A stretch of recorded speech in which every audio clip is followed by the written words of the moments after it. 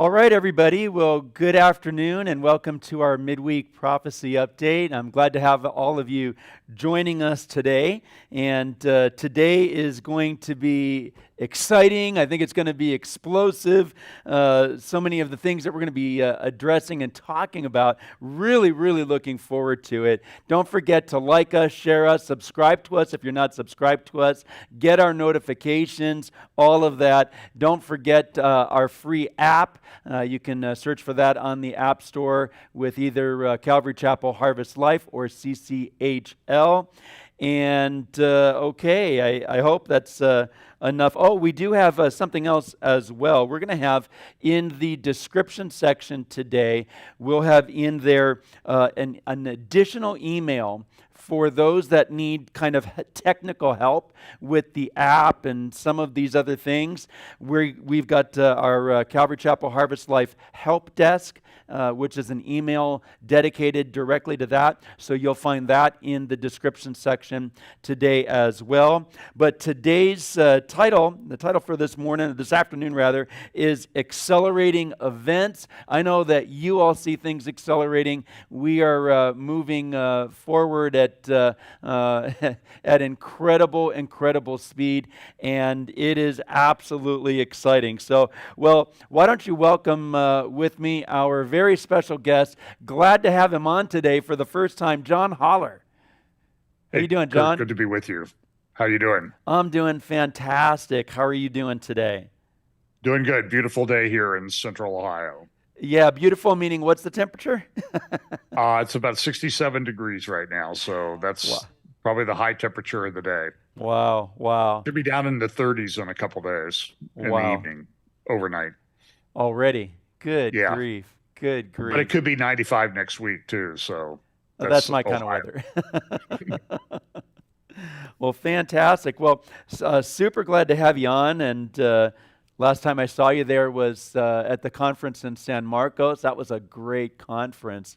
It was. Man, that was a great time. Just the subject matters, everything that was discussed, and it was just it was fantastic. Had a great time there. So, all right. Well, we've got a lot of ground to cover. We'll see how much we can cover today. But first of all, I just being that you're on our program for the first time today, why don't you tell our viewers here just a brief description about yourself, a little bit about yourself, and why it's so important to get this message out in these last days. Yes, I'm a little concerned. I did a couple of conferences with Tom Hughes over the past 2 months, one in San Marcos that we met at, and I also did one down in Rockwall. And it concerns me a little bit now because, I'm not sure how this happened.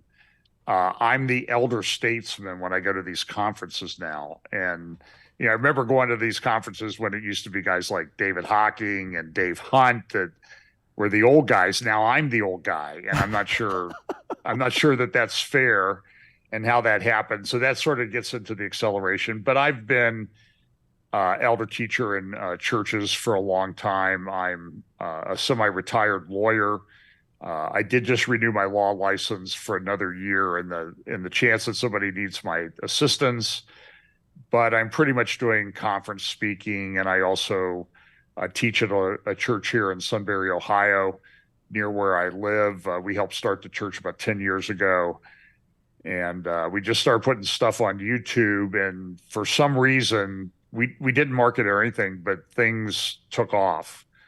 And the prophecy updates that I've been doing for a long time, I think I started these in the late 90s.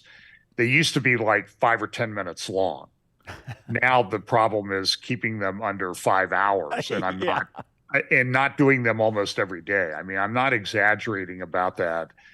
And I went to another church here the other night just to do a little prophecy 101 thing, and I just started talking.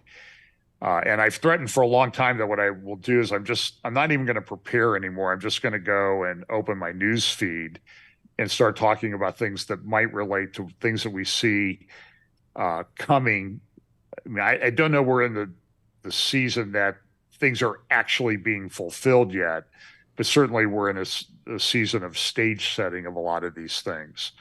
So I do preach one Sunday a month at our church because I want to stay kind of grounded in the word and the verse by verse things that we do. We have a little church, but the Lord has blessed us financially. We were able to purchase property about 5 years ago. We did call a young man to be pastor. He was here for about 4 years, and then 2 years ago, almost we're getting to the end of 2-year anniversary of his passing away from COVID. So it's been a challenge with a little church, but the Lord has blessed, and we continue to soldier on. Praise the Lord. Praise the Lord. Hey, I just, by the way, I do want to give just a shout out to everyone that's watching online and that's on the chat right now. And I see Jesus is King said, Kurt, your thumbnail images are the best. That's awesome. I have fun with that. So I'm glad that you like them. But getting back to something that you said, though, man, I'll tell you what. I mean, I say this all the time, going back in the day, and this is, a long time ago now, when we would study these things, I mean, there'd be this little thing here, this little thing there. You'd maybe mention something almost like in passing. And then as the years have gone on, I've had to add more and more and more. And I find the need to add even more content. I need to arrange my schedule a little differently in order to do that, because I definitely want to do that, because we just can't keep up, folks, and those of us, you, me, Brandon, all of us that do this, like, we just can't keep up, and there's not enough of time, no matter how long we speak on these things, and that, in and of itself, to me, speaks volumes as to the nearness of what we see in the Word. I think that in Rockwall, I used an example of exponential growth and how it really works in the real world. So I use the example of taking a watertight Yankee Stadium and going out to second base. It's sealed so the water doesn't go anywhere, and doing a drop of water at second base. And then a minute later doing 2 drops of water, then a minute later doing 4 drops of water, and doubling it every minute. And the question then is, how long does it take to fill up Yankee Stadium? And the answer is always surprising to people. It's about 48 minutes. Wow. Just doubling it every minute. And that means also, though, at 47 minutes, it's only half full. Oh, that's incredible. Yeah, that's so right. That kind of gives you an idea of exponential growth. And we see this happening in the tech world and everything right now with the artificial intelligence that is... It's bizarre. There was a Jason Wang, who's the only CEO that NVIDIA, they started as a video game chip. They moved into AI a while ago, and now they're I think the biggest AI company. They went from like a $200 or $300 billion market cap last year in just 6 months to over $1 trillion. And they have a new chip out. It's about the size of an iPad. And on their website, they say that each chip that they have, and they're selling them like crazy, they can barely keep up the production. Each chip has at least 200 billion transistors in it. Ooh. And so this is changing thing. By the way, the largest purchasers of these chips right now are 2 countries in the Middle East: the United Arab Emirates and the Saudis. Wow. And I think that has prophetic implications as well. Wow. Particularly with what Mohammed bin Salman is doing, and maybe we can get to that eventually here today if we have time. Wow. It's an incredible thing to watch. Wow, that is absolutely insane. That is incredible. There's so many things on the that are taking place right now. Just like you said, they're setting the stage for the things that we do see in the Word. And one thing that I wanted to talk with you about, and I know that we had discussed this earlier and or texted about this, is some subjects on your heart, and one of them was the UN SDG Summit. And actually, right here I've got this photo. If Jeremy, you can bring that up there. This is directly from the United Nations SDG Summit 2023. It's going to be the 18th through the 19th of this month in New York. And man, I mean, the stuff that the direction that they are taking things, guys, is totally setting things up. I mean, this is a major globalist push that will ultimately be one of the parts that leads to that final global government and the Antichrist and all. In fact, this next photo, I think I've just got it up here. Yeah, the 2023 SDG Summit will take place on those dates right there. And it's a new phase of credited progress towards the sustainable development goals with high-level political guidance on transformative and accelerated actions leading up to 2030. Of course, there's been a lot of talk about all of that as well. And in fact, the UN Secretary General says the SDG Summit in September must be a moment of unity. And see, unity apart from Christ is destruction. They don't even realize that. But unity to provide a renewed impetus, again, and accelerated actions for reaching the SDGs. And then let's take a look at this here really quick. The Sustainable Development Goals.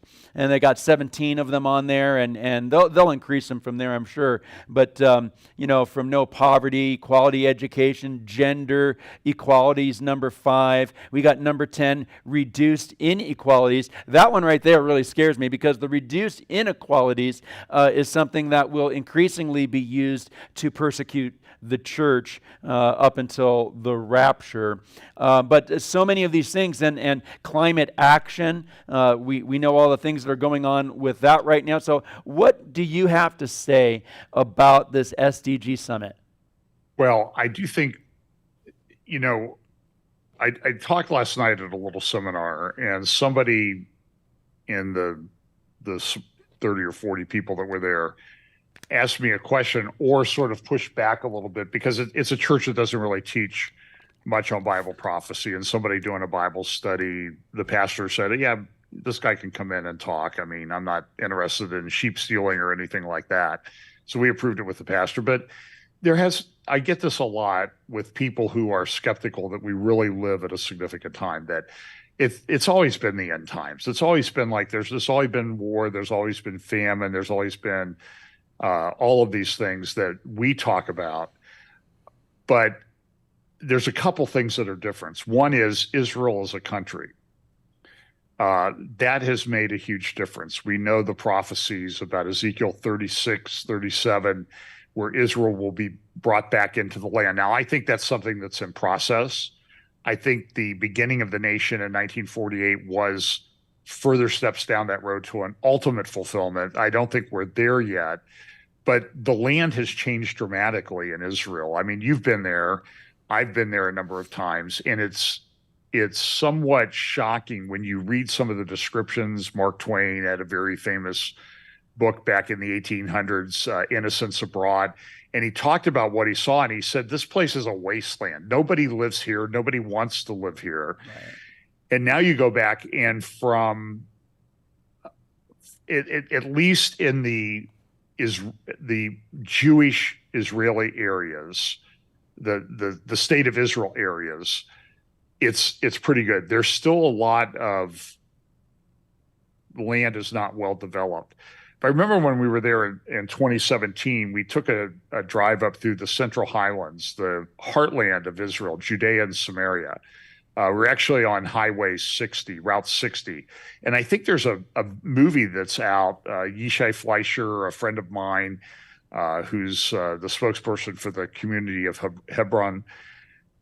They're doing this. It's only like Monday and Tuesday next week, so you might look at your local listings to see that. It's Mike Pompeo, former Secretary of State, former Ambassador to Israel, David Friedman, are some of the narrators. I think Yishai is involved with it.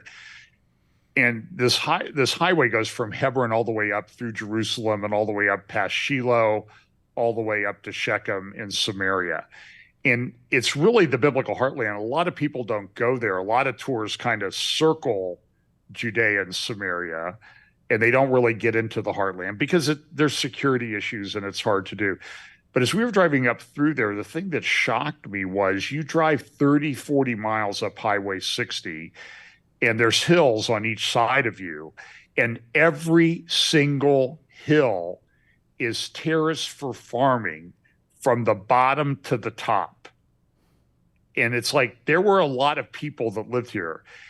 And the thing that's sort of interesting about this is that when the Jewish people are back in the land is fertile, it's productive, it's vibrant.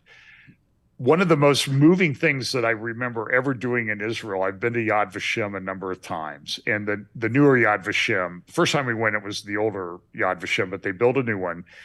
And at the end, you just go through this oppressive looking at the impact of the Holocaust, the piles of shoes that they excavated from places at Auschwitz, the clothes, the furniture, the list of people, the rail cars, and it's just this, it's heavy. I mean, and then you go through the hall of names where they've started to put in notebooks, like a notebook page for each of the 6 million people.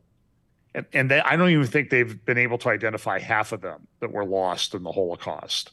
So there's a lot of empty space on those shelves yet, but there's notebook after notebook after notebook filled with one page about this person, that person.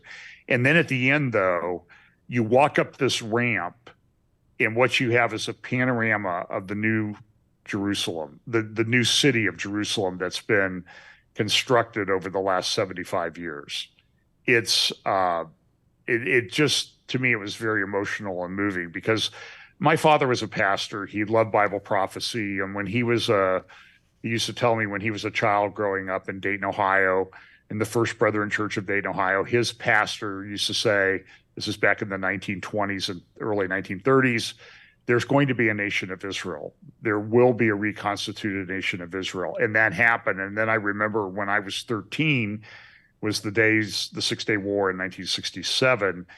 And Dad talked about that for weeks because of how significant that was, that the Jewish people were now back in control of the city of Jerusalem for the first time in 2,000 years. So I don't know if that answers your question, but to this lady, I said, the nation of Israel existing is something that has not existed for the last 2,000 years. It's there now. And all of their enemies are sort of lining up against them. And some of them are lining up in a way that looks like they want peace or what they call normalization right now. And we see that happening on a very accelerated basis right now. I mean, trying to get a normalization agreement between Saudi Arabia and Israel. That's in the news right now. Right. 2 days ago, Al Akbar newspaper, that's the Hezbollah mouthpiece newspaper in Lebanon, had on its cover that Israel and Saudi Arabia, because what happened at the G20 meeting over the weekend was that there was a big announcement of this trade corridor that's being put in place from India through Saudi Arabia, through Israel to Europe. And there's going to be a Saudi-Israeli railway. Saudi Arabia's been talking about that. And what the Hezbollah people, who are clearly the enemies of Israel, they're an Iranian group in Lebanon, they effectively control the Lebanon government, they're saying the normalization has already occurred. There may not be a political formal agreement, but there's an economic normalization that's actually taken place. That was the headlines in the Hezbollah newspaper, in the Iranian-backed Hezbollah newspaper just the other day. So that's very significant because we know that I listened to a briefing from the Israeli Defense and Security Forum on Tuesday, and there's a lot of concern about what's going on in the north and how close they are to war, and couple that with the political situation that's going on in Israel with judicial reform, right, and a very, very, very, very divided population there as to those who support it, those who are against it. There's been demonstrations going on for months now about that. So, and that's coming to a head. The Israeli Supreme Court will be issuing a decision any day now that may or may not push Israel into a civil war. Right. That's how it is. Right. I mean, all of these issues are very significant, especially all coming together at the same time at this time. And when we talk about, these sustainable development goals and, the SDG summit, all of these things, look, they're trying to create a global utopia. They're saying, look, we've got the answer to the world. We've got the answer to mankind. Look, this goes all the way back to the book of Genesis and the garden and all of these things. Like, look, I've got the answer. Look, God, did he really say? Did he, and to put those seeds of doubt. But this is what they're saying, and this is what they're doing. We've got the answer. Look, we're going to have a utopia where when we look in the Word of God, we see, look, there's going to be the New Jerusalem. We see the millennial reign. Beyond the millennial reign, there's the eternal state. And so what God provides, the enemy absolutely loves to pervert, and it's a demonic replacement is really what the world and what the enemy is trying to do. And it's a pseudo peace. It's totally a pseudo peace. And then when you're talking about the judicial reform, look, they need to have the judicial reform. That's right. This Israeli Supreme Court is kind of taken on itself, and it's just interesting because the protest against the current Netanyahu government, it's a right-leaning government. They have 5 parties that are in it. They have the Likud, which is sort of a center-right party. Then they have a number of Orthodox and ultra-Orthodox parties that have formed the coalition. But understand, in the last Israeli election, there were 120 seats. I think Caroline Glick made this point on her program yesterday. There were 120 seats, and the right-wing parties got 64. The left-wing parties got 46. The other 10 went to Arabs, and they never really participated in the government anyway. So it's really a right-leaning country, but the Israeli Supreme Court is clearly from the left wing, and there's a credible amount of tension, and they've taken on themselves a lot of extra powers. And what the government is trying to do is trying to rein that in, and there's a total meltdown. Right. But the bigger problem is Israel's changed demographically. As you know, being to Israel, when we went there in 2017, we were driving in on the bus we got from the airport through an Orthodox neighborhood in Jerusalem. And I didn't count, but I paid attention because it was shocking to me that in about a kilometer stretch of the street as we drove through this Orthodox neighborhood, I know I saw over 100 baby carriages on the street. Wow. That's just on the main street. When we would go out at night in Jerusalem, we were staying near the old city in a friend's apartment. Every Orthodox couple had a baby and small children. And it wasn't just every other one. It was every single one. And I remember seeing a guy walking through the old city. He had a stroller with 2 little kids in it. He had 4 other kids hanging around his legs, and he's on a cell phone talking to his wife, trying to get up through the old city with 6 little children under the age of 7. And that's not an uncommon sight that you see in Jerusalem. So it's changed the demographics of the country, and the people on the left do not like that. No, they don't like that at all. And when you've got their Supreme Court, their justice system that does not exhibit a proper balance of power, because that's the problem. It's not that Benjamin Netanyahu is looking to rule the country like a dictatorship. Not at all. There is an improper balance of power there, and it is undermining the elected officials, and that's the reason why this needs to be dealt with. But that actually leads into something else, though, is lawfare. And I'm going to put up a couple of slides here, or maybe a few slides in just a moment. But first, I would really love for you to explain to our audience what is lawfare. And I will say, just keep in mind that I am still on probation with a particular online site. So Okay. we might need to use creative words. Sure. Okay. But what we're seeing, and I spoke up in Canada this last spring and talked to people that were involved there. There was a lot of, we did have some lockdowns around the world. People may have noticed over the last few years. And there was a lot of litigation. There was a lot of attacking of churches who decided to continue to meet. We backed off for a little while, but then we started sort of, we just said, listen, everybody, you're adults, you can make your own decisions as to whether you want to come to church or not. But in some parts of the country, in California, there have been churches that are facing fines in the $1 million, $2 million range Right. just because they decided to keep the doors of their church open. But it's interesting you made the transition to lawfare, because there is a tremendous parallel between what is going on in Israel and what is going on in the United States.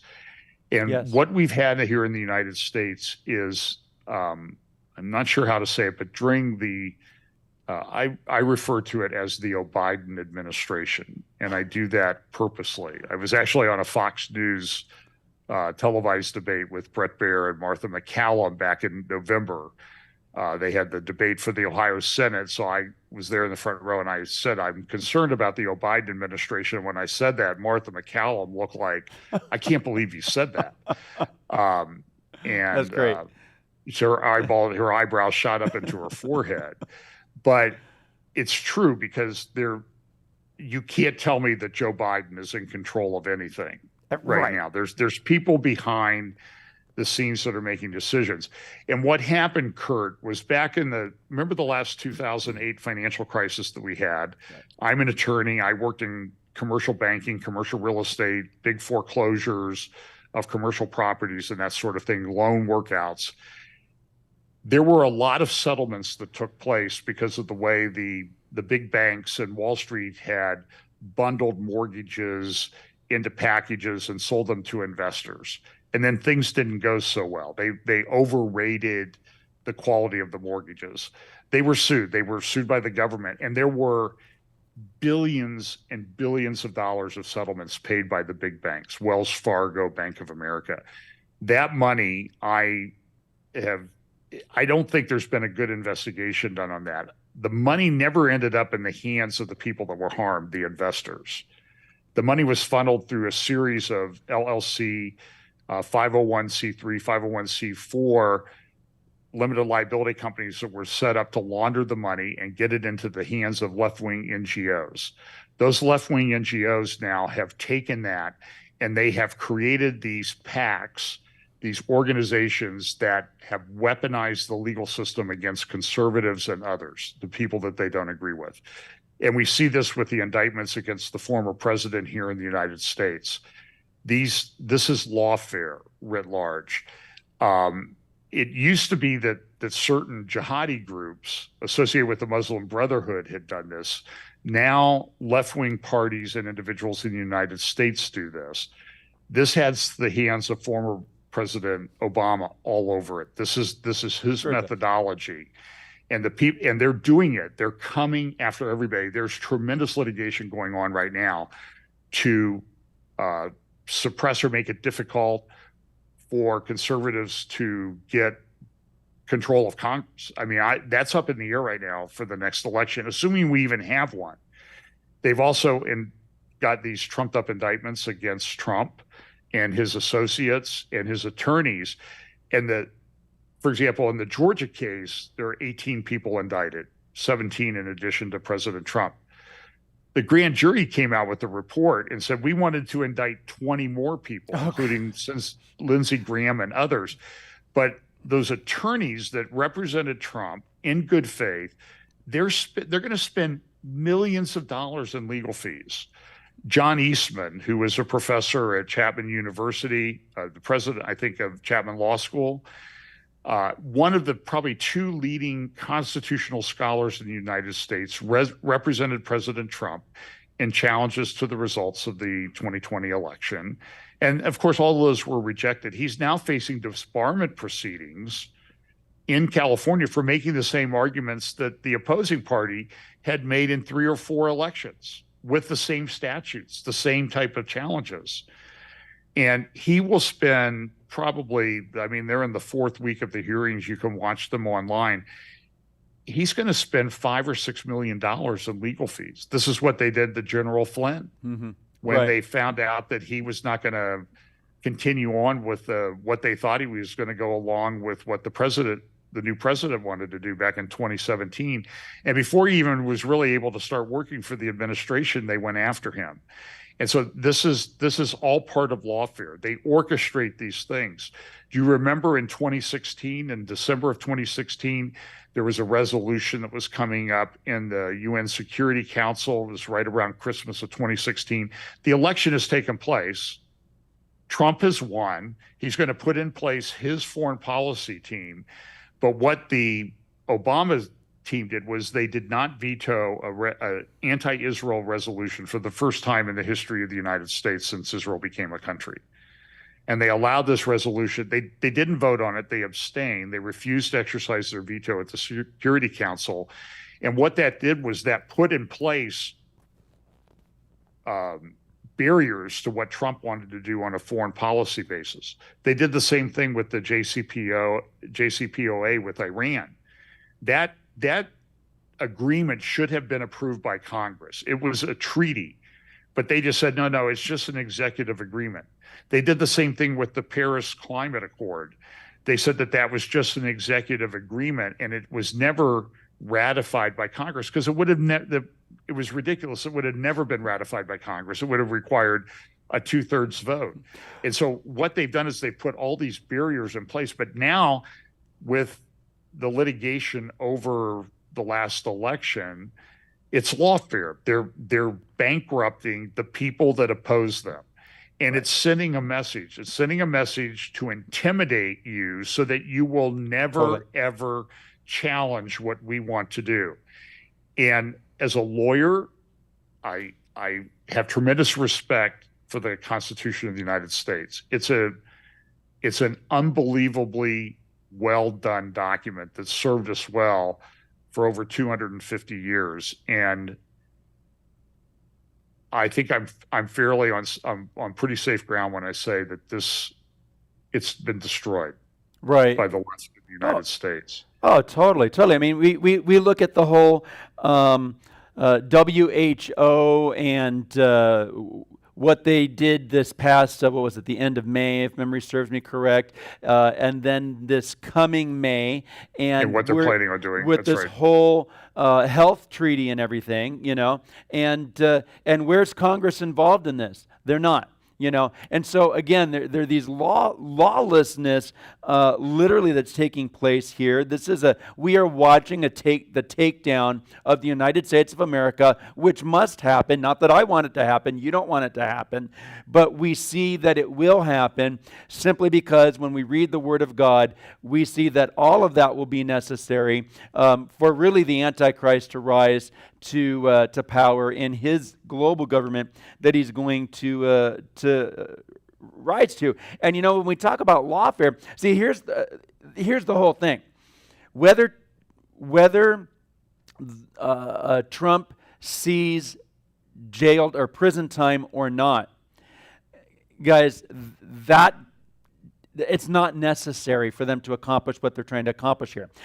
They're wearing the man out financially, probably emotionally. I mean, he's a pretty strong guy, okay? But they're wearing him down. That's what they want to do. They want to wear him down. They want to distract him. They want to distract the American public. Keep on putting out a false narrative long enough. If you tell a lie or if you tell some falsehood long enough, eventually people begin to believe it because of the commonality of hearing it.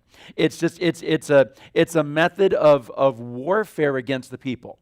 Okay, and so, by the way, all of the legal actions, like you're saying there as well, all of that to dwindle down his own personal finances and to put the narrative out there that they're putting out there. He doesn't have to go to prison for them to accomplish what they're trying to accomplish. At least that is my opinion, and that is really the whole gist of this. And guys, look at this. I want you to check this out right here. I think this was today that this came out, or yesterday.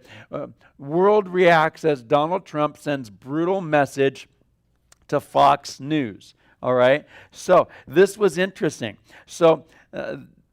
This is what it said. Former President Donald Trump is apparently furious over a new poll from the Wall Street Journal that shows nearly half of American voters think that he's mentally unfit to return to the presidency. Now, this is part of the Lawfare thing right here. Because, look, Trump took to Truth Social on Tuesday to throw down a challenge of mental acuity and physical fitness to the Murdoch family of Fox News. Joe Biden, or to President Joe Biden, and the WSJ, or Wall Street Journal heads, in that order. Listen, this is what President Trump said. In a phony and probably rigged Wall Street Journal poll coming out of nowhere, and it softened the mental incompetence blow that is so obvious with crooked Joe Biden. They ask about my age and mentality. Where did that come from? He said, I was the only one to agree to a mental acuity test and aced it. Guys, we watched the current guy that occupies the White House, and it's you're lucky if you can get a sentence or two out, and then there's just gibberish, right? Or how about the other day when his handlers shut down the conference, or the press conference right there? They shut it down. It's like, oh, you're saying things you don't need to say. You're making a fool of yourself. Yeah, okay, you're done. The conference is over. Right? I mean, this is the reality. But what do? They play the game. No, we're questioning the mental abilities of Trump, who passed the test. The guy that's currently in the White House that refuses to take it. Well, we know why. Kurt, if the Republicans lose control of the House in the next election, assuming we have one, I'll always add that disclaimer in, because I'm not sure it's going to happen. But if the Republicans lose control of the House, which they barely have control of now, and I think it's in play with what's going on, even though if that happens, Trump will face more impeachment charges from the House and have trials in the Senate. And that, I would predict that they will have impeachment articles drafted up against Trump and voted on within a week of the new Congress, of him being sworn in as president in 2025. The same thing, interesting, the same parallel thing is happening in Israel, where they filed a lot of what I would call, for lack of a better term, trumped up charges against Benjamin Netanyahu. Now, look, Netanyahu's been involved in politics for 20 years, and you can't be involved in politics for that long without making a lot of enemies and that type of thing. And, right, maybe it was time for him to move on, but he's been elected prime minister again. He's the longest serving prime minister in Israel's history. But they made up these charges like a bribery, because he was seeking a bribe because he was trying to get favorable press treatment. I mean, like he's the only politician that's ever done this. And they've taken away his ability to appoint the attorney general as part of the executive branch. And it's really appointed effectively by the Supreme Court. So you have a very divided government, the democratically elected government on the one hand that Netanyahu heads, and the undemocratically elected judges on the other hand. And there's a war. It represents a bunch of people that are losing their grips on power, and they don't want to see it happen. And the Supreme Court may issue in Israel within the next day or two. They had hearings Monday and Tuesday this week. They may issue a decision that will effectively destroy the nation of Israel. Or certainly it will. It has the potential, I think a lot of my friends in Israel say, to lead to civil war. It's that serious. It is that serious. The enemies of Israel see this happening, and that emboldens them. Hezbollah, the head of Hezbollah, Nasrallah, gets on all the time from his bunker wherever he lives underground. Verily puts his head up above ground, hasn't for 25, 30 years. And he will say, look, Israel's weak. We're winning. Israel's weak, may not even have to fire a shot. They're tearing themselves apart. And this will lead to our glorious victory. So, and all of this plays into Bible prophecy because we know the enemies of Israel will come against Israel in the future. Can I make one point? Yes. I talked a little bit about this Sunday in my update, and because I kind of went, part of the problem with the speed of events happening is that sometimes we get caught up in the urgency of the current. There's sort of a pressure like, why haven't you got on, John, and talked about this? Other people have done updates, and there's this pressure. I personally feel it to be the first to talk about something. I would rather be the first one to correctly talk about something and not have to correct it in the future. So I resist that temptation. But so we talked about Trump, the resolution that happened in December of 2016 at the Security Council that the Obama administration let go through because it would make it difficult for Trump. And it would allow the Democrats to continue to push their pro-Palestinian narrative. By the way, 30 years ago yesterday was that horrible event on the White House lawn in Washington, D.C., September 13th, 1993, the signing of the Oslo Accords during the early first year of the Clinton administration. It was done on the White House lawn in front of 3,000 witnesses. And that's where Clinton forced Yitzhak Rabin into the handshake with Yasser Arafat. And they somehow, the Palestinians, everything is at peace.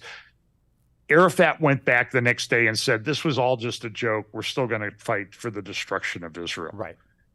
And so either our people are completely duped or whatever. But so we had this in 2016. A year later, December of 2017, is Trump says, I'm moving the U.S. Embassy to Jerusalem. And you remember what they said, this will inflame the Muslim world. There'll be wars and all this other things. Now, those never happened. But in response to that, I went back, and we know that with this, we always talk about Ezekiel 38 and 39.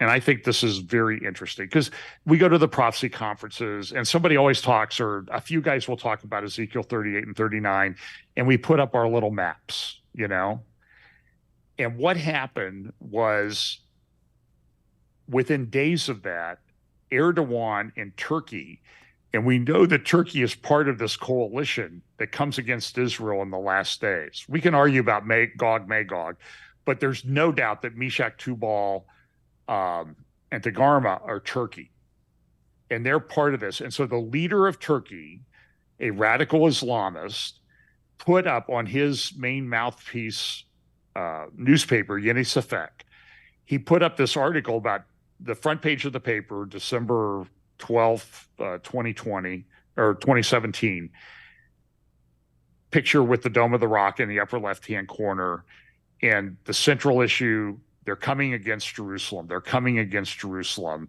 with just Trump saying we're moving our embassy to Jerusalem. And then on the website, I put up a couple maps. One was a map of the entire Eastern Hemisphere with a line from every Muslim country pointing to Israel, and another map that showed the strength of Muslim armies relative to Israel. It was a sea of green of all the Islamic countries. Mm-hmm. And it's probably the best Ezekiel 38, 39 map I've ever seen. And it was put up by a guy who's the current leader of Turkey.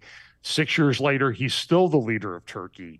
It shows what he wants. And day after day, he put up these pages, the new intifada. We got to fight this. They're coming after Jerusalem. They're coming after Jerusalem, and Jerusalem is the key.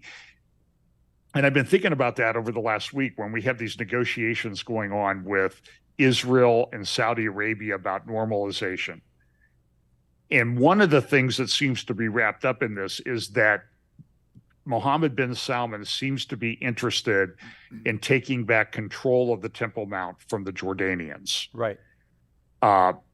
And possibly allowing something to be built up there for the Jewish religion. We have the red heifers. We've talked about that at the most recent of these recent conferences. Actually, they came from Rockwall, Texas, where we just had a conference. a few weeks ago. And what's going to happen? And I'm looking at that map, and maybe Sheba and Dedan are sitting out this attack on Israel because they've made a resolution of the Temple Mount area in their own minds through Mohammed bin Salman. And believe me, this is going to change when the king dies. The king of Saudi Arabia dies. He's not in very good health. When he dies, just make sure you have your phone on and your news feed going, right, and tied into some of the Bible prophecy guys, because I think we're going to see big changes. But in response to just the moving of the embassy, Turkey put up the best Ezekiel 38 and 39 map that I've ever seen, with all the tanks and missiles and ships and everything, the Sea of Green, all of these are implements of war pointed at the little red Israel in the middle. And I think sometimes we get so caught up in the current crises that are facing us every day that we don't look back just 6 years to see what happened just 6 years ago. So I've been trying to do that a little bit in some of my talks recently. And I think it's very significant what we see going on in these normalization talks that are being pushed by our government, but understand what's going on in the background, Kurt. And I think you know this. The Biden administration is not really interested in anything regarding Israel. I don't think it's interested in anything regarding Saudi Arabia.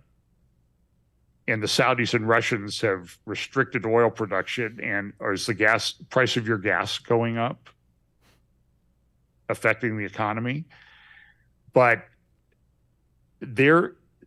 something's going to happen. And what the Biden administration is trying to do is they've reached, Tony Badrin in Tablet Magazine just had a phenomenal article about the underhanded dealings of the Biden administration in making up a new agreement, a new secret agreement with Iran, right, which is what they've wanted to do all along. Right. They are funding them. They just released $6 billion, and it's probably going to be more like 20 billion because of the sanctions taken off the sale of oil and that sort of thing, which is now at a high price. So the Iranians will make even more money. And our administration comes out, and this ridiculous press secretary that we has lies every day. Well, this is just an agreement. It's for humanitarian aid only that they have the $6 billion. And they're going to take it and they're going to spend it on weapons and terror Absolutely. and that type of thing. Absolutely. And you know that this is the case. And everything, as we sit here, everything that seems right and potentially just is being completely torn down and destroyed by these people. And now they're coming to New York next week with the Sustainable Development Goals to do the job to every human on the planet. Right. And what they want to do, what they want to control through climate change and that sort of thing. It's unbelievable. It's unbelievable. It's absolutely nuts what they're doing. And literally what we are doing here in the United States is we are building Iran so that Iran can go and join that coalition of nations in Ezekiel 38 to attack Israel. Look, if there's some change made on the Temple Mount, do you think, Iran is Sunni, Shia, Turkey is Sunni, they will join together absolutely to come against Israel. And I think we're sort of at a tipping point as to how that's going to come together. Now, I think there might be some wars in advance of Ezekiel 38 and 39, but it's a stunning thing to watch. It really is. You know Bill Koenig, don't you, Kurt? Yes. And so Bill, I texted him last night. Libya came out. They had riots because their foreign minister had the audacity to talk to the foreign minister of Israel. And they came out with anti-Israel, anti-Jewish riots. And then what happened to Libya? Massive floods. Right. Maybe 100,000 people missing. It's horrible. It's absolutely horrible what has happened. It's unbelievable. It's something we had this massive earthquake in Morocco where thousands of people were killed. Right. Now we have this flooding in Libya. It's just like in a week. I mean, the answer is sometimes you're like, I don't want to open my phone to see what's going on, what's happened in the last 20 minutes. Well, there are very strange things afoot at the Circle K, you know, they say. And Yeah. we look at the fires there in Maui and things that, well, I was going to say things that don't add up, but actually, John, it's not correct. Everything does add up. It really does add up when you really think about it. And in fact, it's interesting that we've kind of moved on to this thread here for a moment, because I do want to, let me see here. I've got it. Let me find it here. Okay. I would like to play for everyone a couple of videos. They're short. This first one here is the shorter of the two, okay? And then let's talk about this a little further here. We're talking about things going on in the climate, the tragedy in Maui and in Morocco, and I mean, these tragedies are just epic, you know. The tragedy there in Libya. I mean, I'm hearing reports of a wave that came in, according to some witnesses, that was in excess of 60 feet.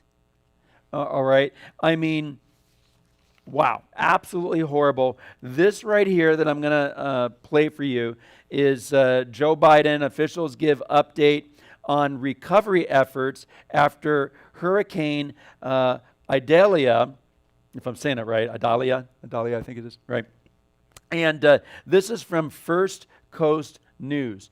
Listen to what he says, guys. Listen to what he says. And then we're going to play it again, and then we might even play it again because it's really short. You've got to let this sink in. Listen to this. This week, I visited FEMA headquarters in Washington to thank the emergency responding personnel who are working 24/7 here in Florida and throughout the southeast, and in Maui and Hawaii. I want to reiterate that appreciation today. I also convened my entire cabinet as part of a whole-of-government response. And that response is to increase the number and intensity of the extreme weather events and be wary we're going to use all the resources available to the government to do it. Nobody can deny the impact of climate crisis. Did you hear that? Did you hear that? I've met with my cabinet. We're going to increase the number of these events. Listen to this again. Well, let's try it again. Are you ready? Awesome. Earlier this week, I visited FEMA headquarters in Washington to thank the emergency responding personnel who are working 24/7 here in Florida and throughout the southeast, and in Maui and Hawaii. I want to reiterate that appreciation today. I also convened my entire cabinet as part of a whole-of-government response. And that response is to increase the number and intensity of the extreme weather events and be wary we're going to use all the resources available to the government to do it. Nobody can deny the impact of climate crisis. Increase the number and intensity of extreme. We are going to increase the number and intensity of extreme weather events. He said it out loud. Guys, this is what we've been saying. Look, we know that we have technologies, folks. This is not conspiracy theory. We have these technologies. There's a few other nations that have these technologies, and we've had these technologies for a while. All right? Cloud seeding is one of those technologies that we have. All right? But there's much more than that. Guys, when you're thinking to yourself, wow, this is really strange stuff that's going on. Well, that's because it really is, guys. Listen to this next one. Listen to this next one here that I've got. Here we go. President, you call climate change a code red for humanity. The World Health Organization said it will cause an additional 250,000 deaths a year starting in 2030. Are you prepared to declare a national emergency with respect to climate change? I've already done that. We've conserved more land. We've we've rejoined the Paris Climate Accord. We've passed a $368 billion climate control facility. We're moving. It is the existential threat to humanity. So you've already declared that national emergency. Practically speaking, yes. Yeah. Guys, so look, he's saying, practically speaking, we have already declared national emergency on what? Climate change. So I've been saying this for a long time. Look, they create a fire, then they come around like the fireman, and we've got the answer to put it out. Fall for what we got to tell you, right? The whole sickness that's gone around the past 4 years, guys, right? That they said was made somewhere in a real big country on the other side of the planet. You know what I'm talking about? Guess what? The facts and the evidence came out. That's exactly the case. They make something so that they can turn around and say, look, we've got this to give you, and then the second one, and the third one, and the fourth one, and the newest ones right now, right? And they make big money over it, and they have control over the masses. The SDG summit, right? It's all about power, money, control, right? They create problems or they make problems up. Again, talking about some of these climate issues as well. All right, and then they come around with the supposed answers. We got to clamp down. We've got to go with vehicles that don't have gasoline. Hey, your barbecue grills where you've got charcoal briquettes.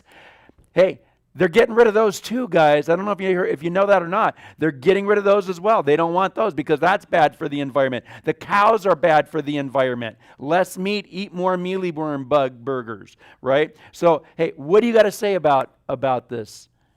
Well, first of all, I will say that as far as diet, I only eat vegan cows. Personally, that's my personal contribution to the climate. This is insane stuff. And so it's interesting with the argument over whether they're causing all of these events or not. But some of these events are, we're coming into this period of time where there's going to be the judgment of God.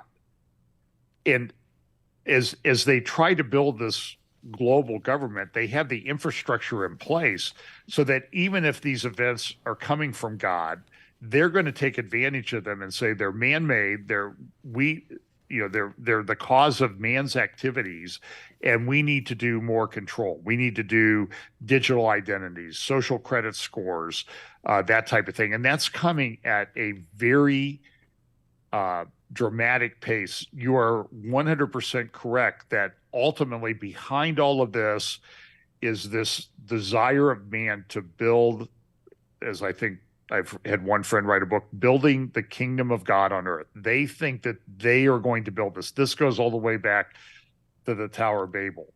And people like Patrick Wood have talked about the technocracy and transhumanism and everything that's coming in. I've played this clip many times. I'm almost to the point where we're going to play it every week. Yuval Harari speaking at Google headquarters in 2015. I'll give you the quote. He says, I love coming to Silicon Valley because not only because I see my friends, but it is here in Silicon Valley that the religions that will control humanity and the 21st century are being created. So while the technocracy is a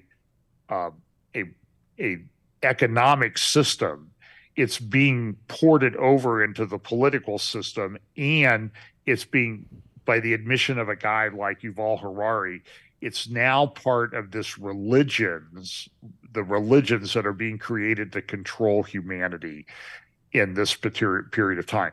So to people who question you and say, well, this is really not, this has always gone on. No, this has not gone on at this level, okay? It's gone on in some form sometimes, but not like this with everything happening. In California this week, this is very concerning to me. We never had children, but I have these great nieces and nephews, these beautiful young kids. In California now, I don't know if Newsom signed it yet or not. It's on his desk at least. They've enacted AB 957. AB 957 provides that if your child decides to declare that your little boy declares that he's a girl, or a boy that, or vice versa, I get confused as to who's declaring what these days. and you do not affirm that, the state of California can come in and take your child away from you. And they will take that child and they will go look up what these drugs do to young children to block them from going through puberty. What are the long-term effects of this? But then if they actually go through with the transition surgeries, go read detailed descriptions of what those surgeries involve. It should shock you.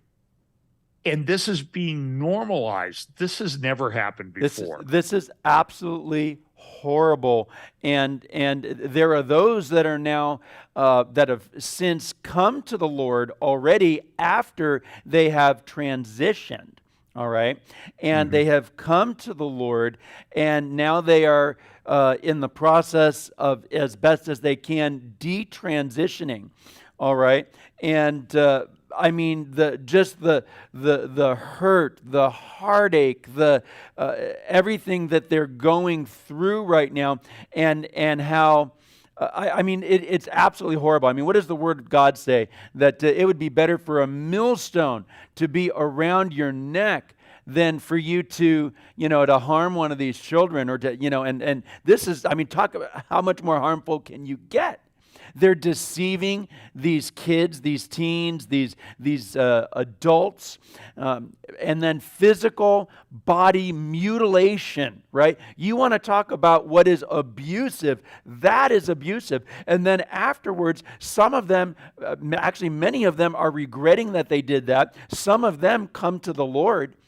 And all I've got to say is for those of you that are in that place, this is what I say. Look, the Lord is coming for his church. He's going to call us up to meet him in the clouds, and that body that you have right now is not going to be the body that you have for all eternity. He's got a new body for you, a glorified body for you, and it is going to be wonderful. And so just hang in there. Hang in there. Jesus loves you, and he's got a plan, and he's going to get you through this. He's going to get you through this. But, John, this is absolutely horrible. And, in fact, there's the Daily Signal had put this up. Republican state senator tells parents to flee California amid LGBTQ plus laws targeting children. We're going to play this very short video here, and everybody check this out. This is coming from a Republican state senator. Listen to him. Year 11 in the state legislature, and all the time we're proposing policies to protect children. After 11 years, I've come to the conclusion that we need to start protecting parents. That's just not happening. I've been here and witnessed a full frontal assault on charter schools, taking away parents' choice and how their children are going to be educated, to the detriment particularly of children of color. In recent years, we have put government bureaucrats between parents, children, and doctors when it comes to medical care. And now we have this, where if a parent does not support the ideology of the government, they're going to be taken away from the home. Now, I agree with both Senator Wiener and Senator Laird that today it only involves divorce proceedings. And frankly, a judge can already factor this in. But I can assure you it's not going to end with divorce proceedings. Listen to this. In the past, when we've had these discussions and I've seen parental rights atrophied, I've encouraged people to keep fighting. I've changed my mind on that. If you love your children, you need to flee California. You need to flee. We are moving towards the pathway of the Handmaid's Tale. California is becoming the new Gilead. And it just breaks my heart. I'm born and raised in this state. I love this state. I'm not going to stay in this state because it's just too oppressive. And I believe in freedom. And so I'm going to move to America when I leave the legislature. Wow. Wow. You know, Kurt, we had a proposition in Ohio that was voted down. It was going to require, to change the state constitution, it was going to require a 60% vote to do that. It was defeated. So that was issue one. And last night a lady had on a thing. So we wanted to vote yes on issue one to make it more difficult to change our constitution. Because where they're coming at Ohio is on the issue of abortion. Last night at the church that I was speaking at, a lady had on vote no on issue 1. And I'm like, what's your, and I think I'm pretty politically astute. I said, what's that about? Because they've got a new thing on the ballot that now can be passed by just a simple majority, one more than 50%. And it's to completely upend the right to really reduce all the restrictions on abortion in the state of Ohio. And they have it ready to go. And she showed me some of the legislation that's coming on behind that, and it includes this transgender ideology that you won't be able to challenge it. So this is a state fairly conservative. I live in a conservative area, but I'm telling you, parents are telling me that this ideology about transitioning children to a different sex and that type of thing is all over the schools here in my community. And now they're going after abortion. The New York Times reported last week, I know we're about out of time, that we overturned Roe versus Wade. Praise the Lord for that. More abortions took place in the United States last year than before Roe versus Wade was overturned. Because they came in, they've prepared to fight. So sad. And they're being driven by, like Yuval Harari says, religion to control humanity in this time.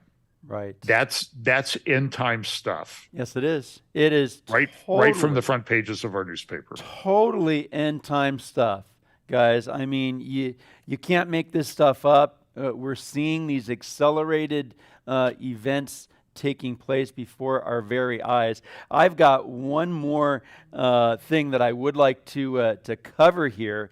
I think is important. A lot of people have seen this. And by the way, before I forget, guys, hey, give us a thumbs up. Hit the thumbs up on there. It sure helps the algorithms on our videos and all of that. We appreciate that. Hit the subscribe button. Yeah, don't forget to subscribe. All of that as well. And by the way, just a shout out to we've got Crisco Duck and Pookie, and I think I saw Hannelore on there, and just different mods that we've got on here. But just a shout out to all of our moderators. You guys are awesome. You do a great job, and we love you guys. We thank you guys for everything that you do on here. So, but we talk about, I mean, everything is just going absolutely crazy, absolutely haywire, accelerated events. And then I'm sure many of you saw this right here, reported, I think the New York Times and Metro right here,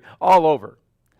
Reporting UFO expert gives verdict on alien corpses with 3 fingers unveiled in Mexico. The UK's leading UFO expert says Mexico's unveiling of 2 alien corpses before their Congress actually could be the greatest discovery of all time if, and I do say if, I'm just repeating the article though, if true.